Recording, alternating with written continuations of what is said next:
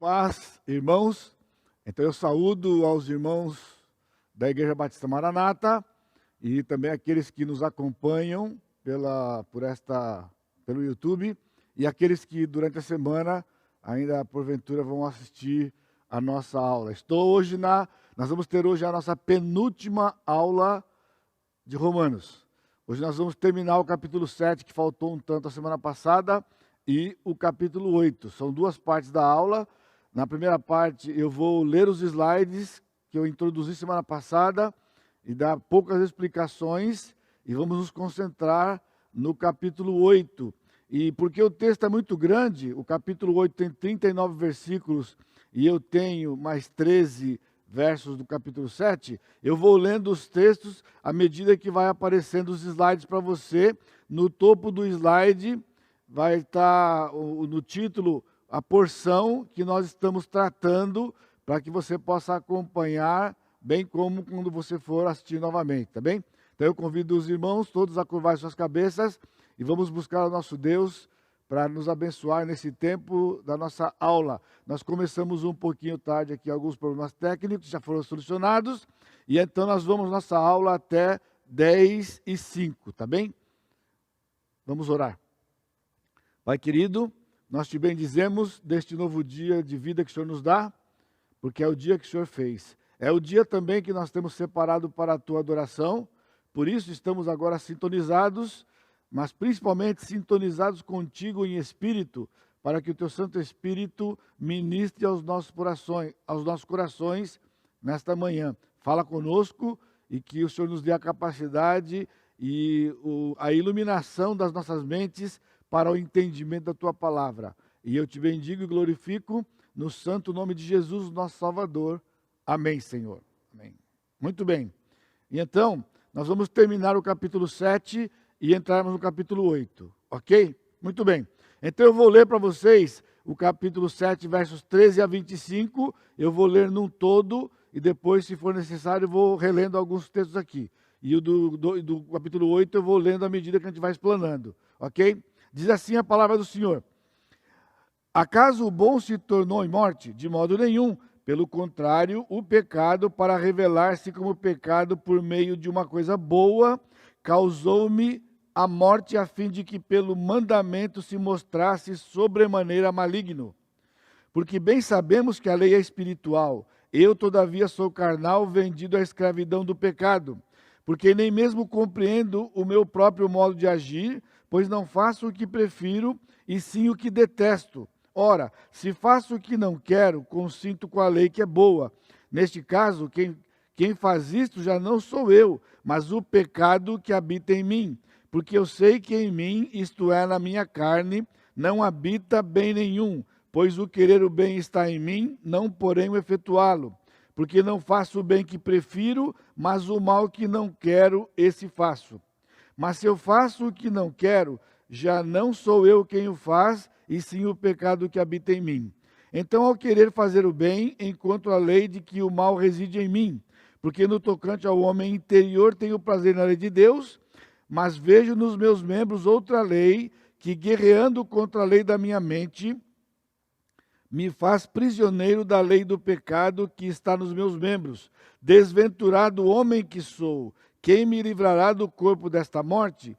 Graças a Deus por Jesus Cristo, nosso Senhor, de maneira que eu, de mim mesmo, com a mente, sou escravo da lei de Deus, mas segundo a carne, da lei do pecado. Então esta é a porção mais conhecida da carta aos Romanos, juntamente com o capítulo 8, aquela parte quando ele fala quem nos separar do amor, que é o finalzinho do capítulo 8, e nós vamos tratar aqui, ok? Tem havido muita discussão quanto à identidade do homem aqui referido. Vocês perceberam na leitura que é o conflito de um homem com respeito ao pecado que é cometido e a consciência, as informações da mente com respeito à lei de Deus e à sua santidade. Por exemplo, essa discussão toda gira em torno de quê? Será que ele está falando aqui do crente ou dele mesmo antes da conversão? ou seja, de um incrédulo? Será que ele está falando aqui do homem crente, mas não do homem cheio do Espírito Santo? Seria então aquilo que é chamado por alguns o crente carnal. Ou seria a condição de todo crente numa certa medida. Esta terceira, ela é quase que um número muito pequeno dos teólogos que acreditam nesta parte. A maioria dos teólogos estão entre a ser um incrédulo ou um crente carnal.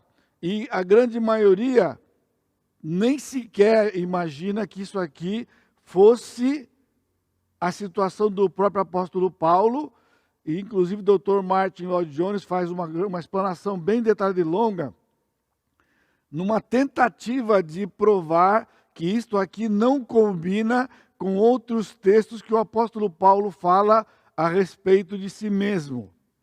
Então não há unanimidade entre os estudiosos com respeito à identidade deste homem que está narrado aqui no texto.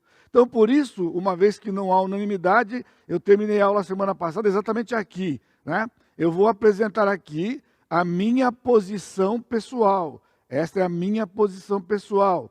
E eu vou destacar os elementos desta posição, do meu entendimento do texto, em cada verso desta porção que temos diante de nós. O verso 14, ele liga este texto, né, com a porção anterior. Ele diz, porque bem sabemos que a lei é espiritual. O porquê está ligando isto ao texto anterior, né? Então ele vai falar do papel que ele falou na parte anterior, qual era o papel da lei de Deus, porque diante de toda a explanação desde o capítulo 5, tem sido levantada a questão de que se é como é a santificação, então qual é o valor da lei? Porque Deus deixou a lei, se ela não tem nenhum poder, né, de justificar ou de santificar. Então Paulo já deu esses argumentos todos, e agora no capítulo 7, ele encerra essa porção nos detalhando qual é a condição de um homem, e vamos ver aqui que homem que é esse aqui.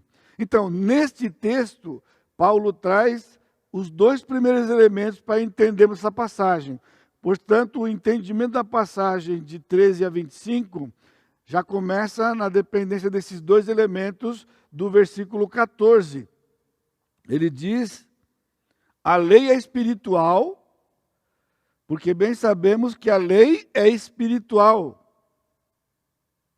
Mas ele diz, eu todavia sou carnal, eu porém sou carnal. Essa palavra carnal aqui é sarkikos, que aparece em 1 Coríntios capítulo 3, versos 1 a 3.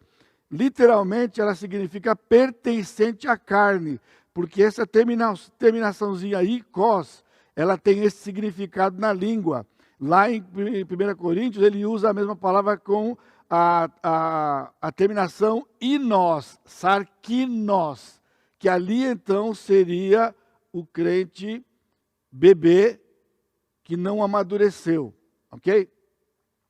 Se o texto terminasse aqui no versículo 14, a conclusão imediata seria que, de fato, ele está falando de um crente carnal, aquele que não amadureceu e está vivendo pela carne e não pelo Espírito.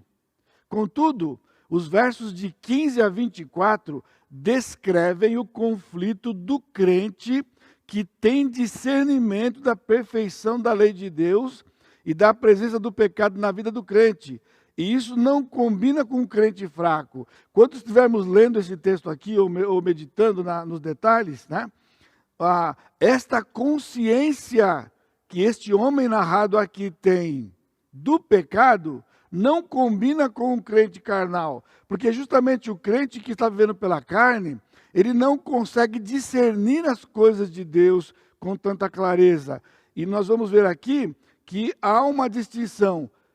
A lei é espiritual, mas eu sou carnal. Então este homem tinha uma consciência muito clara do que era o papel da lei, o propósito da lei e que não havia nenhum problema com a lei. O problema está em nós.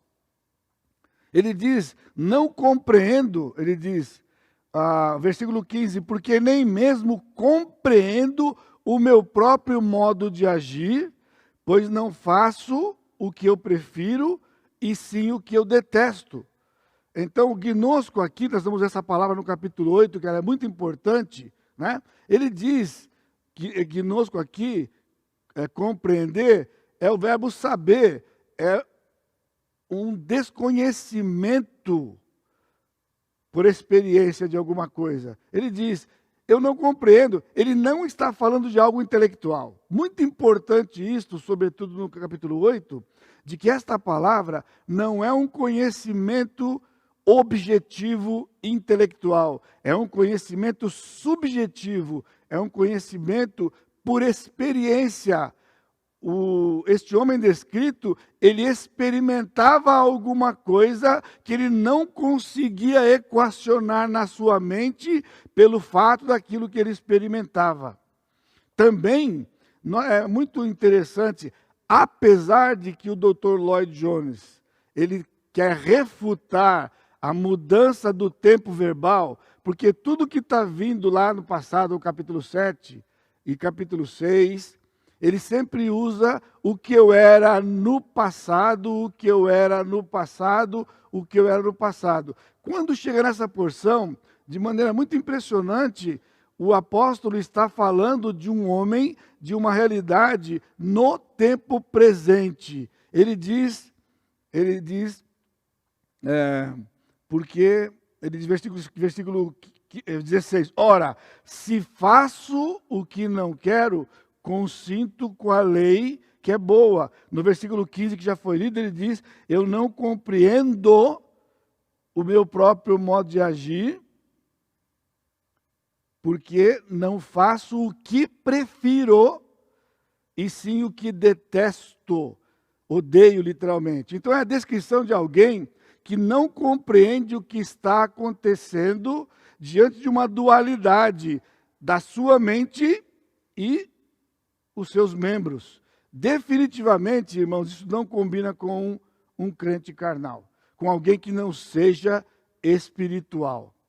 Então, nos versos 16 e 17, Paulo passa a descrever não mais o todo do homem. Por que eu estou dizendo isso? Se você puder ouvir depois o que foi tratado no texto anterior, capítulo 6 e 7, ele fala de um homem como um todo, o homem total. Aqui ele fala de uma dualidade. Ele está falando do homem regenerado posicionalmente, mas duas partes distintas que estão dentro dele na prática. Então, o homem crente, ele tem dentro dele duas realidades: espiritual e a parte da carne, que é a parte da sua pecaminosidade. Ele diz, a minha mente confirmando que a lei é boa e o pecado que habita em mim desde o meu nascimento. O conhecimento vindo das Escrituras e o pecado nos meus membros. Todo conflito que o crente passa, biblicamente detalhado, é este conflito do que eu tenho na mente, que é a lei de Deus, porque o Espírito habita em mim. Capítulo 2 de 1 Coríntios, ele diz que o homem espiritual discerne as coisas. Então nós temos um discernimento. Nós sabemos o que é o bem e o que é o mal pela Escritura. À medida que nós lemos os textos, o Espírito nos dá essa compreensão. Ainda na oração que eu fiz no início da aula, eu mencionei sobre iluminação da mente. O Espírito ilumina a mente do crente, de maneira que o crente sabe.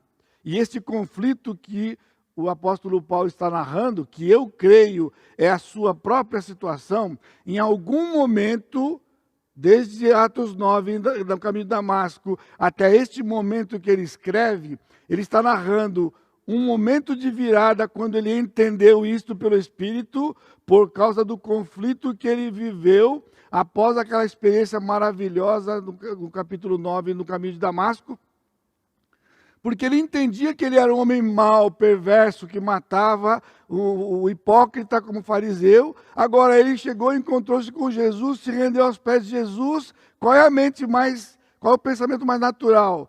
Agora eu estou no céu, na terra. Agora eu estou com Jesus e com Jesus eu vou agora até o céu. Não demorou muito, ele começou a dar conta de que não era bem assim. Ele continuava pecando. Ele continuava pecando. Aí alguém diz, mas o apóstolo Paulo pecava? Bom, se você acha que não, então é uma exceção na Bíblia.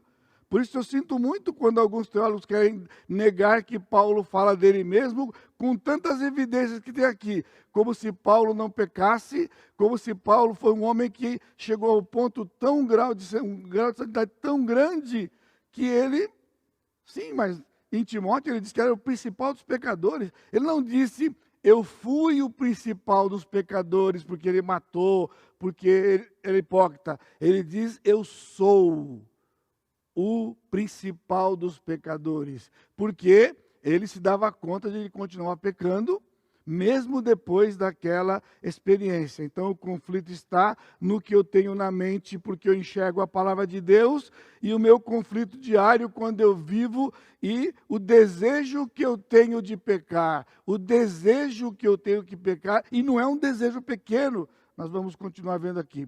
Versos 18 e 19, então, ele dá um conflito detalhado pela expressão, não faço o bem que eu prefiro. Porque quando eu leio a Bíblia, quando você lê a Bíblia, não é maravilhoso ver isso aqui, como é viver sem pecado? Então eu não quero pecar, eu tomo propósitos para não pecar, eu procuro meios de lutar para não pecar. Mas ele diz, mas o mal que eu não quero, esse eu faço.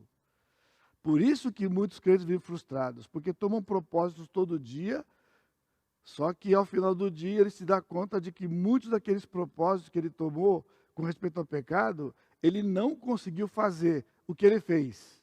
Pecou. E aí vai se afundando. Pessoas entram em depressão por causa disso, pessoas entram em ansiedade e síndrome do pânico por causa disto, cobertos de culpa, quando na verdade a Bíblia fala de arrependimento. Culpa estagna, culpa prende, arrependimento nos move para caminhar com o Senhor, indo para aquele destino que nós temos, que é a vida eterna. No versículo contexto, então, no versículo 20, ele diz, o que não quero não é resultado da lei. Ele diz, eu quero o que está na lei de Deus, eu quero o que está na palavra, eu quero não pecar. Mas ele diz, mas o pecado reside em mim. E moça, a palavra é forte. O que é triste é isso, porque por omitir esta possibilidade e ficar divagando entre o incrédulo e o crente carnal, o que sobra para você e para mim todo dia? Você sabia? Talvez você que está me assistindo ou que vai me ouvir e vai ver depois, já chegou a essa conclusão ou tem lutado neste momento com aquela dúvida, será que eu sou convertido de verdade? Será que eu sou convertido? De repente você ouve uma pregação e a dúvida aumenta. Por quê? Porque isso não é tratado assim.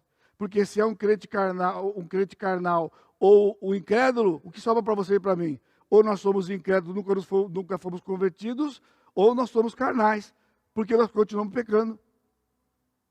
E quando particulariza então que não é certos tipos de pecado, só piora, porque aqui no texto não dá exceção. Ele não diz que pecar certos pecados triviais, isso é coisa de católico, irmãos, com todo respeito aos católicos, por conta do que ensinaram errado para eles.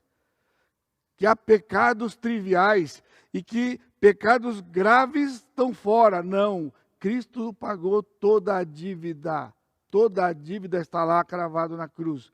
No versículo 25, no versículo 21, ele diz, querer fazer o bem é a lei que está dentro de mim, versus, eu encontro outra lei, a lei que reside nos meus membros, a lei do pecado na carne. Irmãos, está em Tiago isto, veja lá em Tiago. Ninguém ao ser tentado diga, sou tentado por Deus. Porque Deus, ninguém tenta, o texto diz, tá? Onde está a reticência aí. Ao contrário, cada um é tentado pela sua própria cobiça, que é a sua própria concupiscência, é o próprio desejo, quando esta o atrai e seduz. A concupiscência está dentro de nós, porque a palavra concupiscência é um palavrão, é a palavra desejo forte. Epitomia, desejo forte. O desejo forte para o pecado está dentro de mim. Paulo está dizendo isso com todas as letras dele. Todas as letras, estava nele. Estava nele. Então a cobiça, depois de haver concebido, então se aquele desejo desenfreado para fazer o pecado, ele é concebido, então dá a luz ao pecado. O pecado nasce como resultado daquela cobiça. E uma vez o pecado consumado, ele gera a morte. Mas todo o texto até aqui está dizendo que quando nós nos rendemos a Jesus, esse processo chega à consumação do pecado, mas jamais à morte, porque a morte já foi paga pelo Senhor Jesus Cristo. Entendeu? Cristo já morreu, portanto, nós não morreremos mais. Esse processo, então, o pecado está nos meus membros, o desejo está no meu coração. Jesus disse em Mateus 16, do coração procedem os maus desígnios. Está lá, está lá, está lá. E o pecado vai ser consumado. O ponto é, eu tenho ressaltado desde a primeira aula, há um grande versículo. Não é? É muito conhecido, mas ele não é dos mais. Ele é mais conhecido, mas não é dos mais vividos. Porque ele diz, se confessarmos os nossos pecados, ele é fiel e justo para nos perdoar os pecados e nos purificar de toda justiça. É tudo que ele deixou. Estas coisas escrevi para que não pequeis. Mas se você pecar, temos um advogado. Arrepende, acha que isso é pouco? É o plano poderoso de Deus que começou com a eleição. Tão poderoso quanto a eleição, tão poderoso quanto a fé, com arrependimento que seja, é o perdão que ele nos dá mediante o arrependimento. Isso nós já vimos no capítulo 6, de 12 a 14. Nós estamos espiritualmente mortos para o pecado. Nós não estamos mais mortos no pecado, mas não estamos livres da presença do pecado. Isto só na eternidade. Tem aquele cântico, né? Fui livre da culpa do pecado, sou livre do poder do pecado, certo? E vou ser livre da presença. Por que eu sou livre do poder do pecado? Porque ele está presente e ele está nos meus membros, mas eu sou livre. A gente canta, mas não vive, como diz o outro. A gente canta, vamos viver, porque tem outros cantos que a gente canta errado e quer viver lá. Vamos viver esse que é certo. Em versículos 24 e 25, trata o desespero da realidade que é, Paulo passou por isso. Quando ele se deu conta daquele processo, ele disse, desventurado homem que sou, não tem mais jeito para mim. Mas então vem o versículo 25. Versículo 25, graças a Deus por Jesus Cristo nosso Senhor. De maneira que eu de mim mesmo com a mente sou escravo da lei de Deus, porque a lei está aqui, mas segundo a carne, a lei do pecado. Ou seja, eu vou conviver com essa dualidade e haverá essa luta constante. É o vivido diariamente numa luta constante. Agora, irmãos, esse é o texto mais detalhado de todo o Novo Testamento sobre a santificação, mas não é enfatizado. O triste é que a própria falta de unanimidade da identidade dessa pessoa tem diminuído a ênfase e a aplicação desse texto. E o resultado, então, é frustração e desânimo do crente e a pobre ênfase no poder da confissão e do arrependimento. Porque em muitas situações, a gente nem acredita quando a pessoa está arrependida e confessa o pecado. Deus aceita todas as vezes que a pessoa vai, nós não.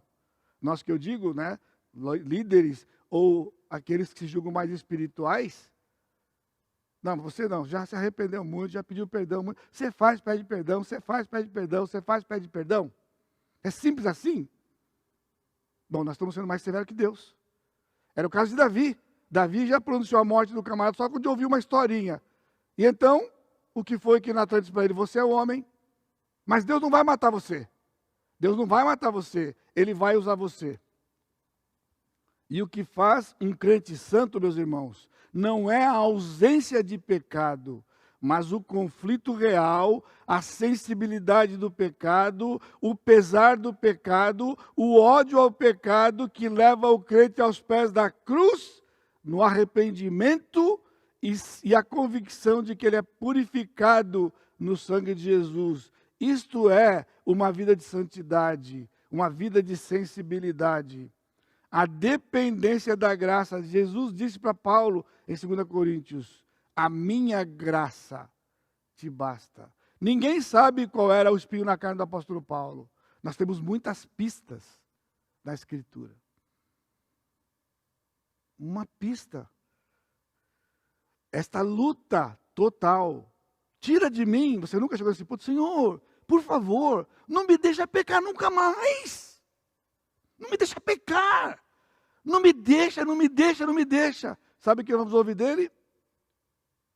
A minha graça te basta.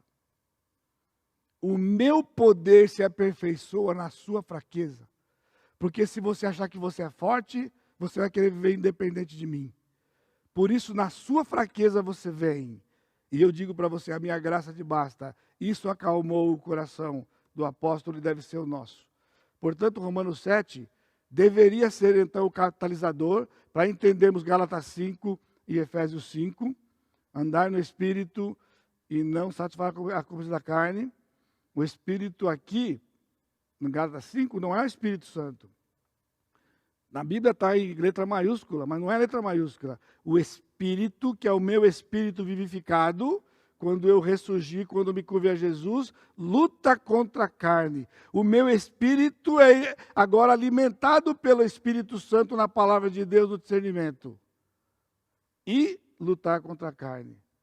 Romanos 7, então, é a luta entre o que eu tenho no coração, que é a lei de Deus, e o pecado nos meus membros. E o pecado nos meus membros. E o verso 5 é a grande palavra de esperança, e ela que dá a nossa partida para o capítulo 8. Capítulo 8. Eu estou indo aqui no recorde. Vamos lá? Capítulo 8, então vamos. Capítulo 8 de Romanos. O capítulo 8 inicia com uma partícula importante que denota uma sequência natural de continuidade com a porção anterior. Agora, pois. O pois está dando agora uma conclusão do que veio antes. O que veio antes? Nota, não necessariamente do verso anterior ou mesmo da porção de 14 a 25. Esse pois, se você ler simplesmente de maneira rasante e não conhecer um pouco do contexto, vai achar que esse pois é o que está antes, ou mesmo aquela porção imediatamente anterior, que nós chamamos de contexto imediato. Mas veja, se acompanharmos o raciocínio do apóstolo, pelo conteúdo aqui, o capítulo 8 está naturalmente ligado ao texto de 5, 12 a 21. Esse pois não é o capítulo 7, o pois é o capítulo 5, de 12 a 21. Novidade? Não. Eu já afirmei isto na exposição dos capítulos 6 e 7. Quando nós começamos lá, eu disse que é um grande parêntese 6 e 7. E não uma conclusão do pensamento. A justificação pela fé, explanada no capítulo 5, culminou no versículo 20, quando ele disse, onde abundou o pecado, superabundou a graça. Ele disse isso, mas se ele tivesse continuado o pensamento, ia ficar uma porção de interrogações. Como um grande mestre que o apóstolo Paulo era, iluminado pelo Espírito Santo e sob inspiração, o Espírito disse, Paulo, para um pouquinho, vamos explicar um pouco mais, porque o povo não vai entender. Se você continuar, essa frase aqui é muito forte. Ela derruba um 747, pessoal. É forte. Paulo, aí então, capítulo 6, deu argumentos contra aquela objeção. Capítulo 7, e então, o pensamento de Paulo seria, quando ele disse que superabundou o pecado, onde abundou o pecado, superabundou a graça, ele deveria dizer, agora, pois, nenhuma condenação há, superabundou a graça. Seria natural. Mas então ele fez o parênteses que nós encerramos no versículo 25 do capítulo 7, entendeu? Portanto, o capítulo 8, novamente, não trata da santificação como tendo começado no capítulo 6, como aquela divisão clássica. Lembra? A divisão clássica é capítulo 5, justificação, 6, 7 e 8 até versículo 14, santificação, e de 15 em diante até 39 do capítulo 8, a certeza da salvação. Isso aqui é clássico, ensinado nos seminários. Mas não é o que está no texto. A justificação que ele começou no capítulo 5, vai continuar no capítulo 8, quando ele vai dar no capítulo 8 todo a segurança da salvação, dada onde? Então é a explanação conclusiva da mesma justificação pela fé, que ele começou no capítulo 1, 16 e 17, ele declarou nos versículos, capítulo 3, 24 a 26, e depois ele vai no capítulo 5, lembra? A união com Cristo, salvos nele, nós vivemos nele. Ele falou de Adão, estávamos potencialmente em Adão, e estamos nele agora em Jesus. Então, quando ele encerrou o versículo 21, ele ia entrar, e então é o capítulo 8. Capítulo 8, então, na verdade, é a exposição da certeza da salvação. É uma exposição completa e detalhada da obra da salvação, que consiste no propósito e na execução desse plano de Deus. E esse capítulo está dividido em 8 partes. O capítulo está totalmente dividido em a introdução ao tema da certeza, versículo 1. Então, de versículos 2 a 34, Paulo traz 6 argumentos para provar esta segurança. Que segurança? Somos salvos, estamos salvos e não há nada que impeça isto. A santificação faz parte desse pacote, porque não é dependente de como eu e você vamos viver. Qualquer pecado não pode atrapalhar porque está pago. E então, um grande resumo, naquele texto que tem até outro hino lá, né? Quem nos separará do amor de Deus que está em Cristo, né? É um sambinha lá, tá? Não vou fazer aqui porque eu estou com quadril duro, não dá para fazer. Mas é o seguinte, versículos 35 a 39. Então vamos lá? Versículo 1. Agora, pois, já nenhuma condenação há para os que estão em Cristo Jesus, porque onde abundou o pecado, superabundou a graça. Portanto, não há definitivamente condenação. Paulo estabelece o tema com esta declaração. É uma declaração genérica sobre a justificação. Nenhuma condenação há para os que estão em Cristo. E então, nos versos 2 a 4, ele nos dá o primeiro argumento. Porque a lei do Espírito da vida em Cristo Jesus te livrou da lei do pecado e da morte.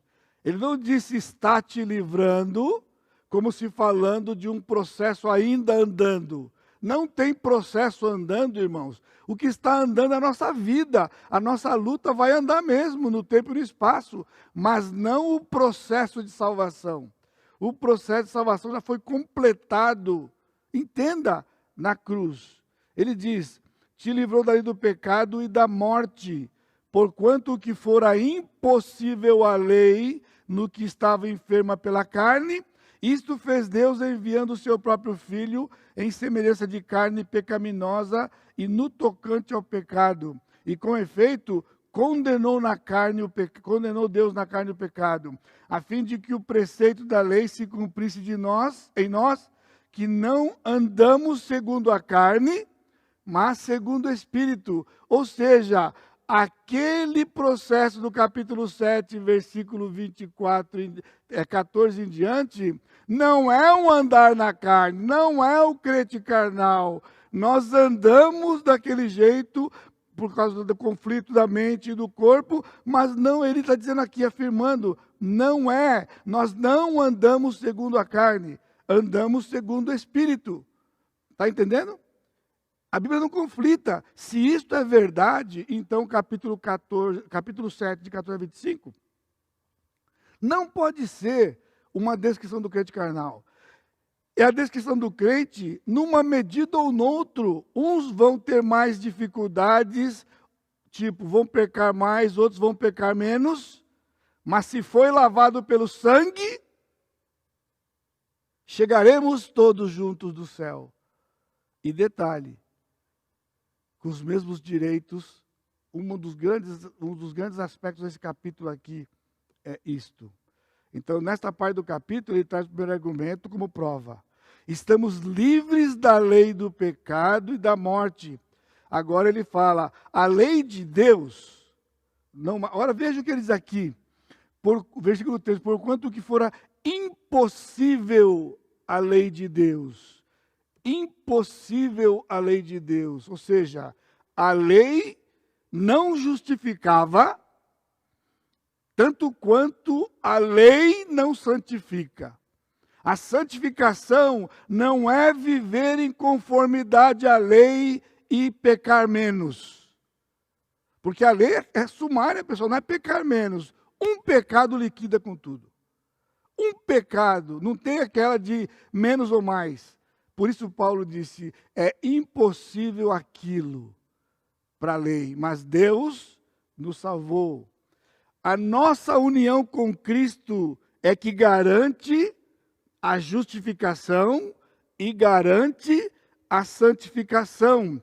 Onde santificação, repito, não é ausência de pecado, mas é uma vida onde os pecados são tratados diariamente. Você quer ver o texto? Por mais que você se esforce, pergunto eu, responde você. Quando foi a última vez que você confessou um pecado para o Senhor? E eu lamento que de vocês que estão assistindo hoje, muitos de vocês, faz semanas, para não dizer meses, que você não lembra que você confessou um pecado. A não ser um pecado mais complicado que trouxe uma consequência de relacionamento, você confessou. Eu digo para você, se você não esquadrinhou seu coração ontem, e se você não pediu perdão por um pecado sequer ontem, você está na carne, no sentido carnal, você não está vivendo uma vida cheia do Espírito. A vida cheia do Espírito não é ausência de pecado, é pecado tratado. Isso é sério, irmãos. Adquira esse hábito espiritual saudável. Todos os dias faça o balanço. Todos os dias faça o balanço. Não importa quantos pecados você vai confessar, vai ser purificado pelo sangue de Jesus no dia a dia. É isso que ele pediu para nós. E é isso que você tem que fazer. E é isso que está aqui. E ele disse que no batismo, lembra no capítulo 6? Ele nos uniu a Cristo. Agora, na porção de 5 a 13, então, ele tem o segundo argumento. Versículo 5, ele diz, porque os que se inclinam para a carne cogitam das coisas da carne, mas os que se inclinam para o Espírito, das coisas do Espírito. Porque o pendor da carne dá para a morte, mas o do Espírito para a vida e paz. Por isso o pendor da carne é inimizade contra Deus, pois não está sujeito à lei de Deus, nem mesmo pode estar. Aqui que mora o perigo, porque esse texto é usado por muitos pastores sérios, eu estou dizendo. Não são menores, são maiores muito mais, são ícones. Mas infelizmente, eles dizem, tá vendo? Tá vendo? Se você se inclina para a carne, já era, filho. Não está vivendo uma vida espiritual. O pendor da carne está aqui. Mas o versículo não acaba aqui. Ele continua. Portanto, os que estão na carne não podem agradar a Deus. Então, pastor, eu estou dizendo, se tiver na carne não pode agradar a Deus. Não entendeu nada. Veja o próximo versículo. Vós, porém, não estáis na carne, mas no Espírito. Tem erro na Bíblia? Não. Então, como ele diz que o pendor da carne dá para a morte, e aqui ele diz, vocês não estão na carne. Porque nós não estamos mais na carne, já foi dito no capítulo 6, e isso de novo. No capítulo 7, Paulo disse, esse conflito contra o pecado todo dia, definitivamente não é andar na carne. Olha o que ele diz, é esperança. Vocês estão no Espírito. Ele continua, se, de fato, o Espírito de Deus habita em vós. O Espírito de Deus só habita no crente espiritual, ou o Espírito de Deus habita em todo crente? Aliás, é prova de filiação. Ele é o penhor, ele é o selo, ele é a garantia. É o que ele está dizendo aqui. Se alguém não tem o Espírito, esse tal não é dele. Portanto, se você tem o Espírito Santo dentro de você, você é dele. Amém, acabou, chega, ponto. Ponto. É o que está aqui.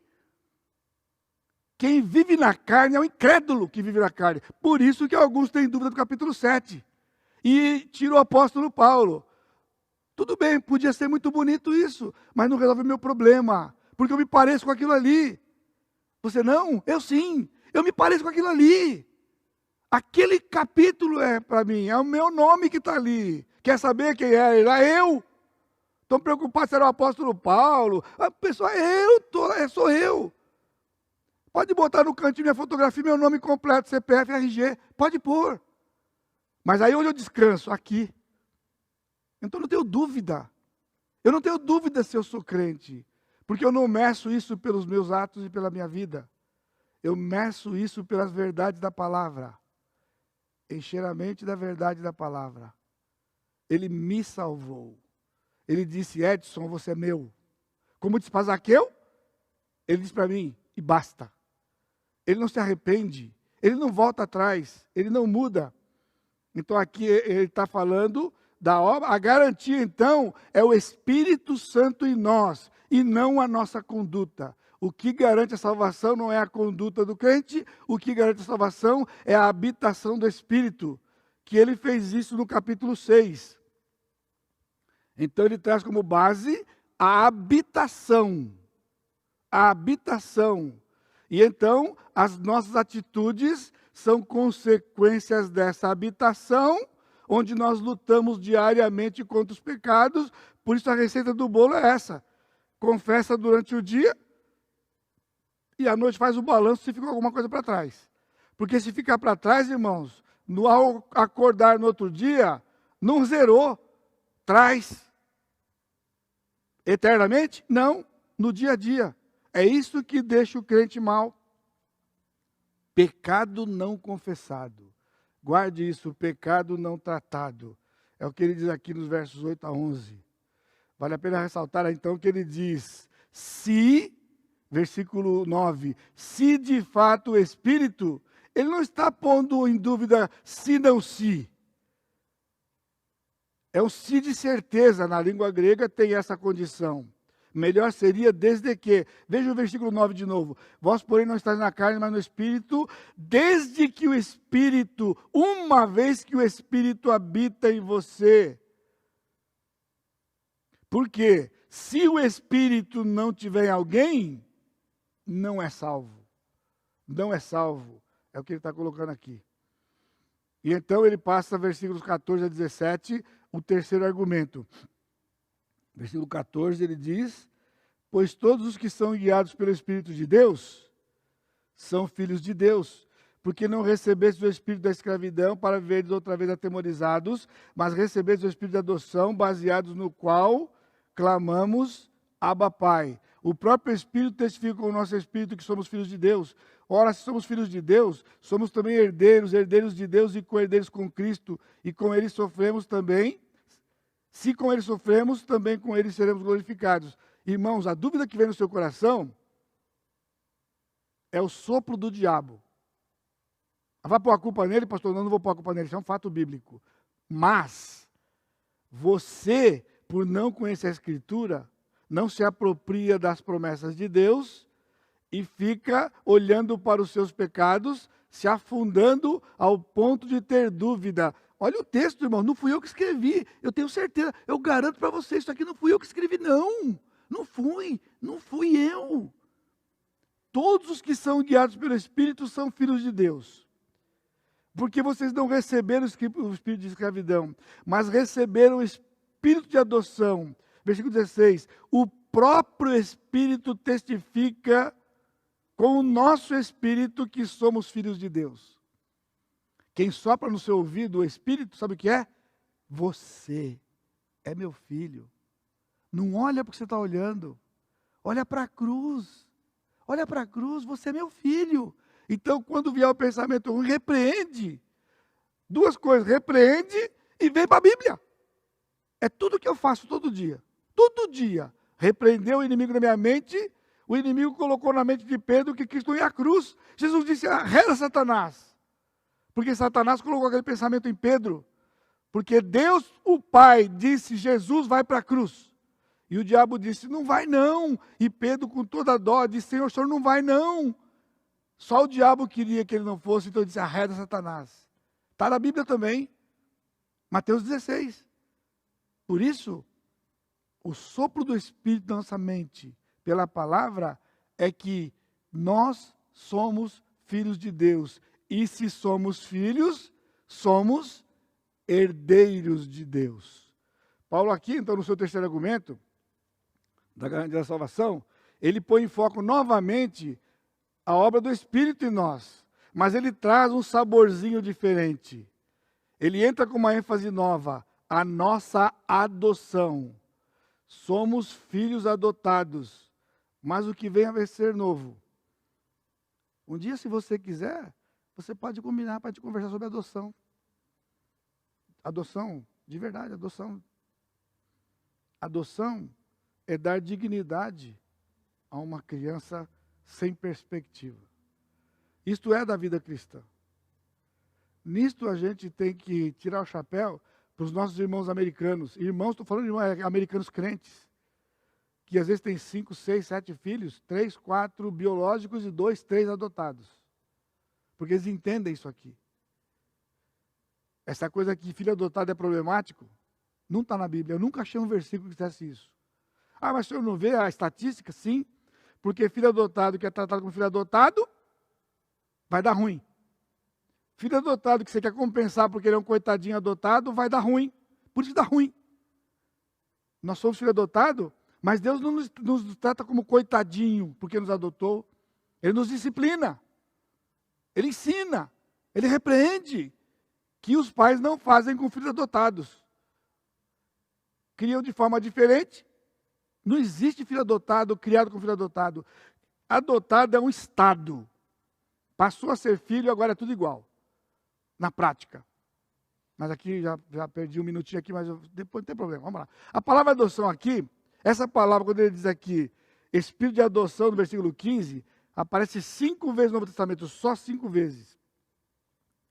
3 vezes aqui em Romanos, no capítulo 8, versículo 15 e 23, aparece 3 vezes. Gálatas 4:5 uma vez e Efésios 1:5 outra vez. A palavra é a palavra grega uriotesia. É porque o H na língua grega tem som de R, como na língua inglesa. Uriotesia. Palavra composta de urios, que é filho, alguns pronunciam ruios, e titemi, que literalmente significa colocado em lugar de filho. Mas tem um sentido muito especial na palavra grega, e Paulo foi com uma pinça em todo o vocabulário grego e pegou essa palavra. Aliás, Paulo cunhou essa palavra aqui, que foi cunhada pelo apóstolo Paulo, dirigido pelo Espírito. O Espírito disse, Paulo, escreve aí. E Paulo vai escrever o quê? Ele falou, pega aquela palavra ali, o rios. Pega aquele verbo ali. Junta as duas. Mas, Senhor, essa palavra não existe. Eu estou falando para você, faz. Faz. E ele fez. O riotesia é adoção.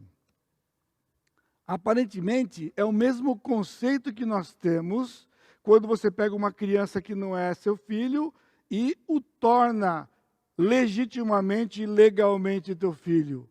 mas a língua grega é mais específica que isso. Na língua grega, na língua do Novo Testamento, há várias palavras para filhos. Para também não complicar a sua cabeça aí, eu escrevi tudo em português, fica fácil para você. A palavra mais comum é tecna. Tecna é filho de qualquer idade. João 1, veio para o que era seu, mas os seus não receberam, mas a todos quantos o receberam, deu-lhes o poder de serem feitos filhos de Deus. A palavra é tecna. Irmão, se só tivesse esse versículo aqui, seria ruim. E a gente usa só esse, lembra? Agora você era filho do diabo, agora você é filho de Deus. Porque diz lá em João 1, e você lê o texto. Só que João 1 está dizendo, era um filho de qualquer idade. É simplesmente um filho. Mas tem uma outra palavra, chama paidion, geralmente usado para crianças pequenas, é um filho pequeno. Há uma outra palavra, brefos, que é filhos pequenos, que ela foi usada para um bebê, mas também como um feto. Agora aqui tem uma complicação, irmãos. Essa discussão que existe aí sobre feto, olha só, na palavra de Deus inspirada, um feto é um filho.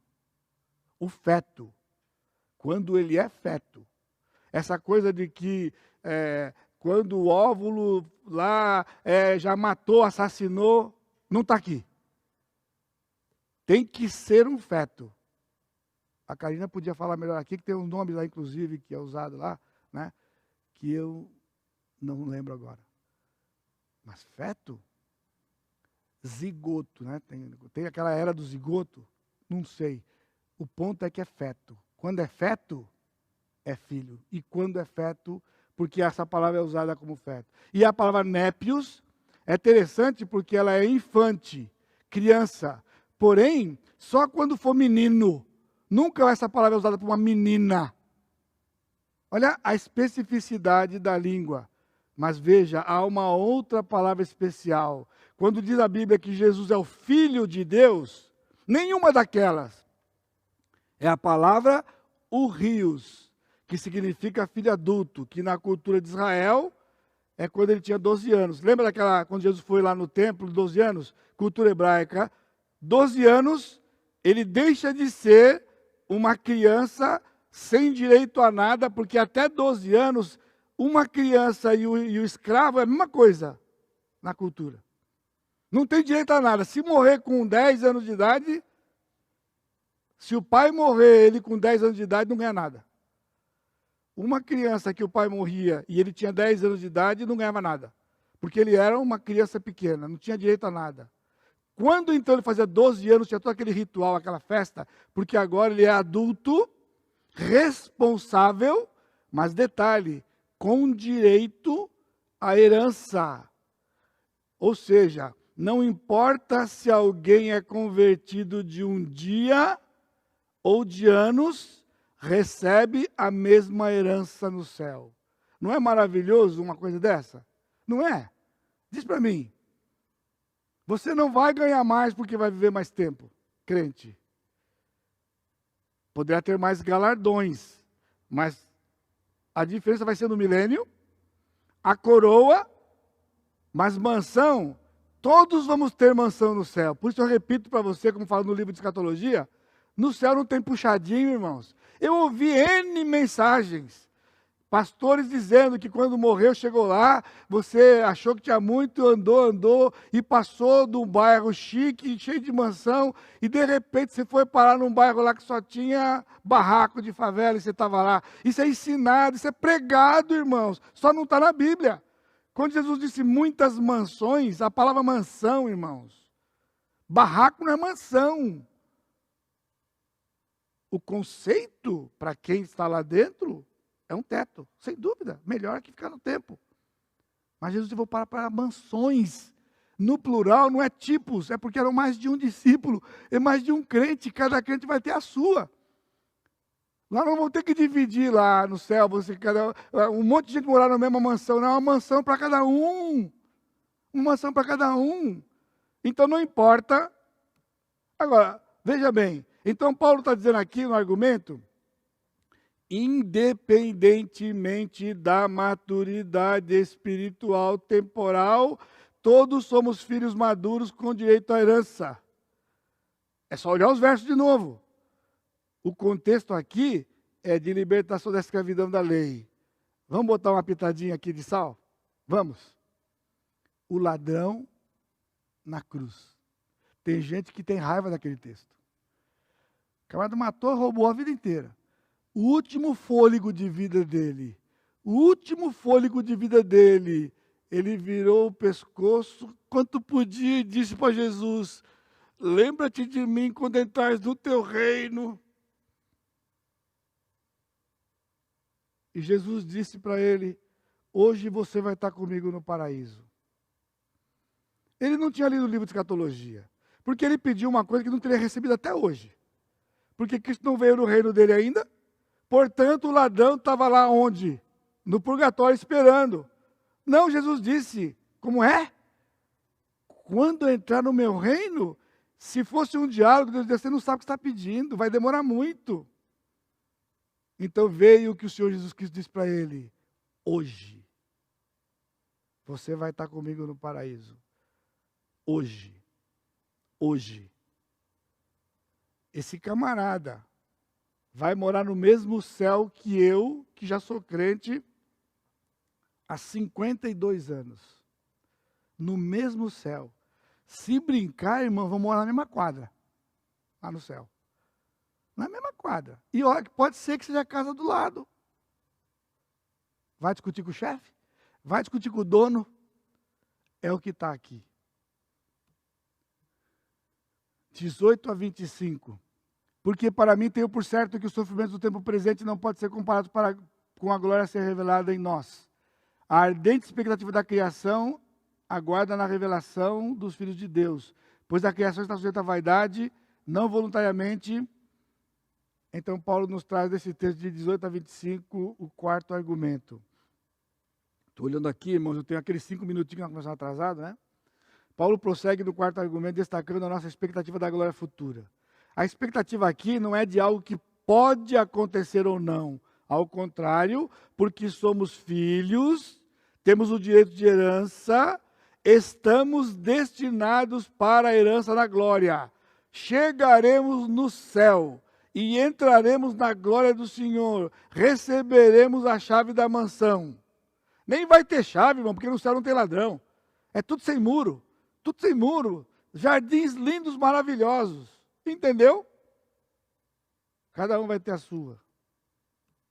No versículo 26 e 27, ele vai dar o quinto argumento, e ele passa para a parte prática do dia a dia. E ele traz 3 afirmações fundamentais que desmonta toda essa visão tradicional da santificação pelo esforço. A primeira está na frase nossa fraqueza. Versículo 26. Também o Espírito semelhantemente nos assiste em nossa fraqueza. Irmãos, nós cremos na inspiração verbal, palavra por palavra. Paulo disse a nossa fraqueza. Nossa fraqueza significa ele, eu e você. Quando eu falo nossa, eu me incluo. Se eu falar sua, eu estou fora. Ele não disse a de vocês, como ele estivesse fora. Irmãos, Paulo está dizendo, Paulo está afirmando que o pecado está presente enquanto estamos nesse corpo. Ele tinha fraquezas. Quais? Ele não disse. Ele não disse qual é. Ele não disse. Mas disse, o Espírito nos assiste nas nossas fraquezas. Então, a fraqueza significa no texto que faz parte da vida cristã. Por isso eu ressalto, o poder está no arrependimento. Se o teu irmão vier 7 vezes num dia arrependido, perdoa. Os discípulos falam, Senhor, aí não dá. Aí não dá. E Jesus mostrou que eles eram piores do que os outros. A segunda afirmação aqui, com respeito a esse argumento, é que nós não estamos por nós mesmos. Ele diz, o Espírito nos assiste. Irmãos, Ele não nos salvou, nos justificou e falou, agora é o seguinte, eu fiz tudo na cruz, elegi você, escolhi você, dei fé para você, você se arrependeu, você se converteu, você nasceu de novo. Agora é o seguinte, é por sua conta. A Bíblia está aí. O Espírito habita em você. As ferramentas estão aí. Agora, filho, pega firme aí. E nos vemos um dia. Na minha não está escrito isso. Ele disse, esse Espírito que habita em você, ele vai assistir você.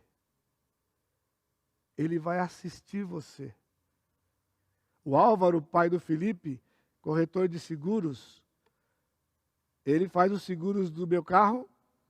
Sabe qual é o papel dele? Não é só vender seguros. Ele me assiste. Qualquer dificuldadezinha, um telefone, o Álvaro atende, pois não, pastor, daí para frente é com o Álvaro. Ele não diz, pastor, eu já te vendi o seguro, eu arrumei a melhor seguradora que tem na cidade para você. Beleza? Cuidado, hein, pastor? Não bate o carro, hein? Cuidado, hein? Guarda, não deixa roubar. Porque, senão, o meu papel eu já fiz. Não foi isso que ele falou para mim. Conversei com ele esses dias aqui. Ele disse para mim, pastor, é só me ligar e deixa comigo. Eu que vou na seguradora, eu que resolvo, eu te represento, e tudo que está no contrato vai ser cumprido, e tudo que eu puder, na tratativa com eles, eu não estou por mim mesmo, irmãos, no seguro. O Espírito nos assiste. Onde? Na nossa fraqueza. E o terceiro argumento é que ele sonda mentes e corações.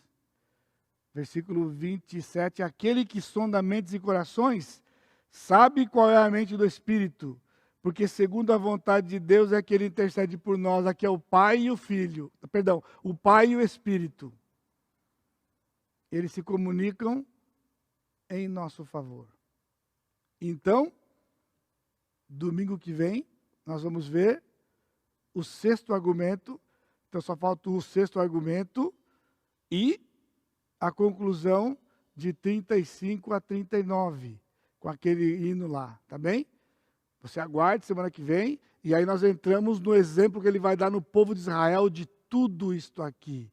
Maravilhoso, leia, é aqui que está aquele texto, e nós vamos ver semana que vem, que só nesse texto, Paulo dá 12 aspectos daqueles 13 que eu dei no começo. A salvação de Deus, ela é perfeita, detalhada minuciosamente, como nós vimos hoje na adoção. Não simplesmente nos fez filhos dele.